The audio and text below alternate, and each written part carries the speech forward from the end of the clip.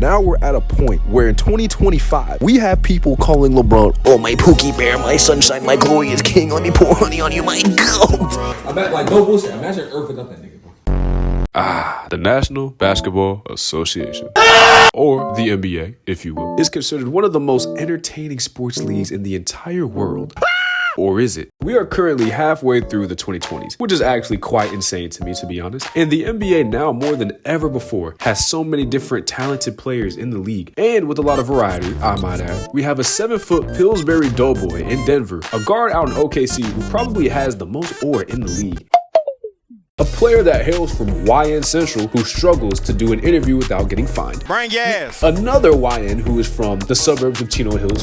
Falcon!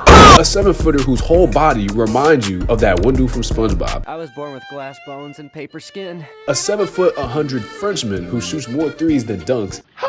And so much more, man. There are so many more talented players in the league that I can't even name all of them at this point. But for some reason, the NBA has been seeing a massive decline in its ratings this season, which has caused the NBA to make so many different changes, like the NBA Cup, which nobody really cares about. But I say that, and this is me and one of my homeboys at an NBA Cup game. Oh, I'll work.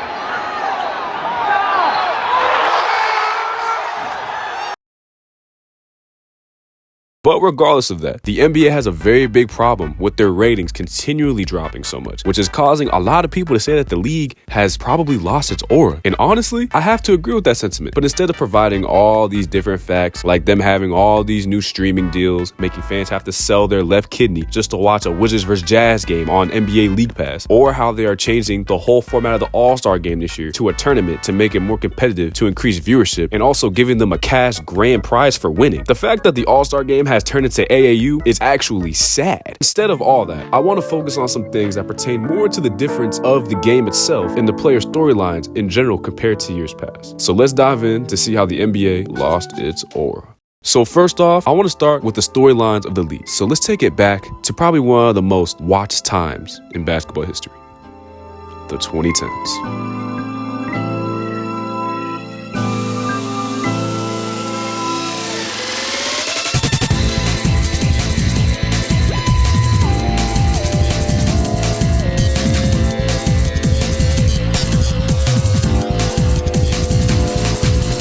Back then, the league was in a very different place compared to how it is today. Everybody and their mama wanted to be like the 08 Celtics and make all these crazy super teams, which of course all started with... In this fall, I'm going to take my talents to South Beach and join the Miami Heat.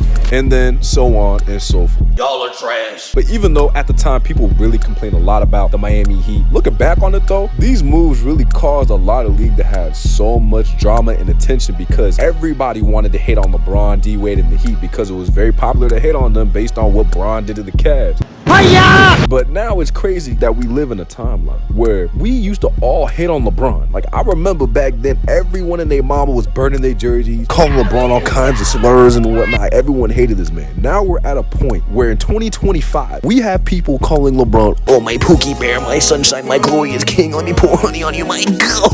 I bet, like, no bullshit. Imagine Irving up that nigga, bro. It's crazy how one of Steph Curry's most loyal fans, even he can't even get enough of LeBron now. So LeBron and Curry are related? Having this massive shift in the power balance in the league really started to bring back some very core foundations that the league was built on from many years ago. The rivalries.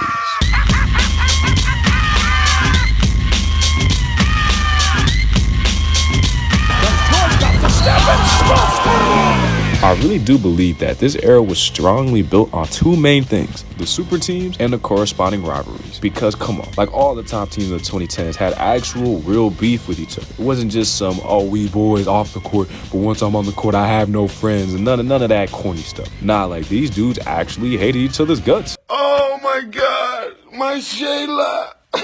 My Shayla.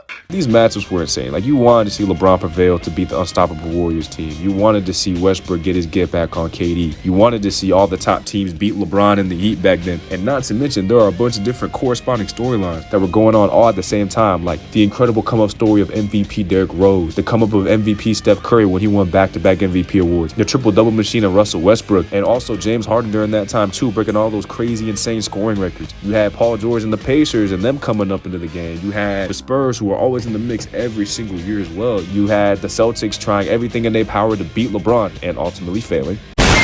Like, having the opportunity to really see all these different players and storylines and teams and the rivalries all happening during the 2010s, it was such an amazing thing to see. And also all of these players and teams having, you know, the support of their fan bases was really incredible to see, to be honest. And it really allowed a lot of people to really enjoy the game of basketball in so many different ways. Now let's pan over to the current day, or what I like to call the 2020s era, and really see if the NBA has really been able to keep that same captivating energy throughout the years.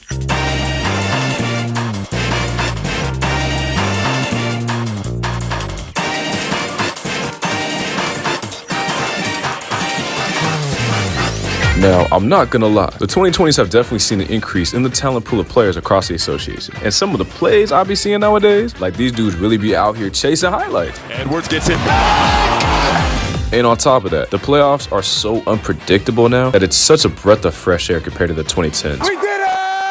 Now, even though this has all been great stuff, 10 out of 10 absolute cinema, this doesn't fully fix the problem that the league has been having for a good while now, the transition out of the 2010s. And the main culprits of this issue are Bron, Steph, and KD. Now, it's not their fault per se, it's just more of other things playing into it. Now, it doesn't help that these guys completely shaped the outlook of the game of basketball as a whole and completely revolutionized the game forever, essentially, and are all probably, comfortably in the top 10, 15 players of all time list, with one of them being the GOAT. Y'all can fight with me on that one. Yes, GOAT, James in the building. Like, they are the reason we've seen this massive boom in talent across the league, along with such a massive uprise in popularity within the NBA again. But it's also a double-edged sword, mainly because the marketing, the media perception, even fans' opinions, how good Tim Duncan was. Oh my God. everything is centered around these senior citizens. The NBA can't fully transition out of the 2010s right now. And I think another important thing to mention with the media is whenever you see the media reporting on a game live,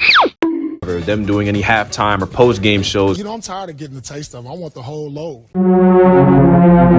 or even like doing shows like First Take or any other podcast or stuff like that, I don't understand why they will somehow try to talk about some of the new topics and some of the new players and teams in the NBA, how good they are, but they will somehow find a way to tie it back into how this affects LeBron's legacy.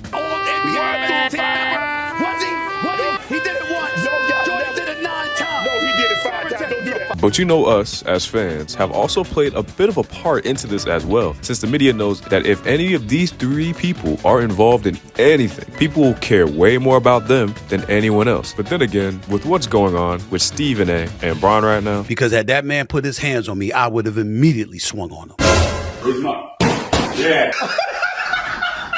I don't even know what to think anymore. But in conclusion, the league and the game as a whole is still in an amazing place, along with having some of the best players and talent we have ever seen, and the league continues to evolve every single day. But this era may never be able to get to stand on its own 2 feet due to the leftover shackles from the 2010s. So please leave a like on this video if you want me to continue making videos like this, or even make a part 2. And thank you guys so much for watching. Y'all stay blessed, and until next time, I'm out. Deuces. Y'all be smooth. Until we meet again.